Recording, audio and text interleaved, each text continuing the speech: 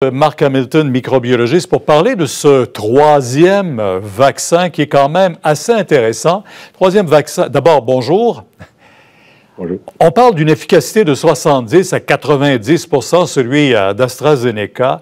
D'abord, ça paraît peu, le 70, à comparer à tout ce qu'on a entendu des autres vaccins. En quoi est-il intéressant, alors? Bien, autrement dit, on sait que c'est un vaccin qui a une technologie complètement différente de celle de Moderna et de Pfizer, qui utilise la technologie de l'ARN messager pour faire le vaccin. Là, on travaille beaucoup plus avec un adénovirus, une autre technologie qui semble plus facile, du moins technologiquement réalisée. L'avantage qu'ils ont, c'est que ce vaccin-là, c'est qu'il est beaucoup plus facile à transporter, va rester beaucoup plus longtemps, du moins transportable à 4 degrés et beaucoup plus stable longtemps aussi à température ambiante. Donc, il y a quand même quelques avantages notoires et on sait qu'il y a entre 70 et 90 %, tout dépendant du type de dose qu'on donne en première injection. Les études démontrent bien que si on donne la moitié d'une dose au jour 1 et une dose plus tard, on est plus près du 90 % que lorsqu'on donne deux doses identiques. Donc, c'est quelque chose qui reste quand même à ajuster là, dans les semaines à venir. On entendait le président, justement, d'AstraZeneca dire il n'y a pas de compétition là-dedans. Il faut trouver le plus de vaccins possible pour pouvoir vacciner le plus de monde possible. Et c'est un peu la philosophie là, au niveau de la recherche, je crois.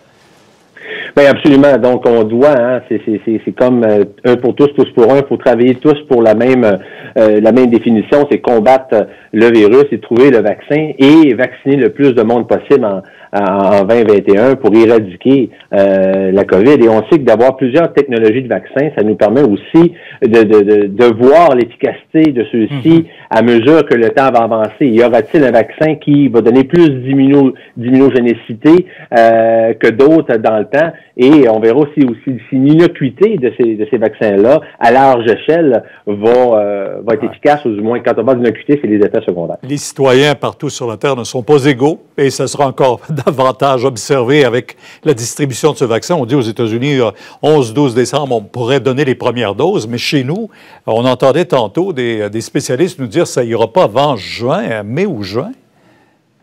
Ben écoutez, c'est ça, hein. C'est qui va être les premiers de vacciner. On sait qu'on a, comme le vaccin d'AstraZeneca, il y a quand même un bon de commande qui a été réalisé de 20 millions de doses. Donc, on voit qu'il y a eu plus de 50 millions de doses pour le vaccin de Pfizer, sensiblement la même chose pour Moderna. Donc, c'est évident que les bons de commande sont là. À savoir, comment est-ce que les États-Unis ou les pharmaceutiques qui les fabriquent vont nous donner, est-ce qu'ils vont nous donner ça à petites gouttes, à coût de millions? Puis à l'interne, comment est-ce qu'on va distribuer ça selon les postes les plus critiques? Ça reste encore une question importante à débattre parce que tout le monde va vouloir le vaccin. Qui sera les premiers vaccinés? Qui sera les premiers à en jouir? Ça reste une question politique là à régler et ça, c'est vraiment les politiciens, les premiers ministres qui ont le pouvoir d'accélérer le processus. Entre-temps, on doit gérer la crise et on constate qu'il y a beaucoup de cas, mais moins de mortalité, en tout cas moins qu'au printemps. Un décès, c'est toujours de trop, bien sûr. Est-ce qu'on réussit mieux à l'hôpital? On a plus de chances de survie maintenant? Bien, écoutez, c'est évident que si on revient au mois de mars, avril, mai dernier, où est-ce qu'on apprenait à connaître le virus, à savoir qu'est-ce qu'il attaque, c'est quoi ses effets secondaires, quels sont les premiers médicaments à donner. Donc, sans avoir d'improvisation, on apprenait à le combattre, à qu'est-ce qu'on doit donner aux gens qui sont infectés en premier. Maintenant, on a appris beaucoup, hein, c'est 7-8 mois plus tard, il y a des nouveaux médicaments qui sont rentrés, on sait beaucoup mieux comment diagnostiquer le virus, qui fait qu'on est capable d'aller chercher une efficacité de pas loin de 20 % moins de mortalité, et ça, même si le taux d'hospitalisation ne cesse que d'augmenter. Mais il reste que c'est une excellente nouvelle. Et aussi, on protège beaucoup mieux les personnes à risque qu'autrefois. Donc, ça penche beaucoup dans la balance. Mais il ne faut jamais sous-estimer la COVID-19. On constate, et on l'a dit là, maintenant, au cours de la première vague, ça a causé 6 fois plus de décès que la grippe. Il faut toujours s'en méfier encore. Bien, effectivement, on sait que qu'est-ce qui a causé beaucoup plus de décès en début d'année. On s'entend, c'est juste la première vague qui a causé ça. C'est qu'on sait qu'au mois de mai dernier, on a eu un pic de plus de 18 800 personnes dans les soins hospitaliers, concentrés à Québec et Montréal principalement.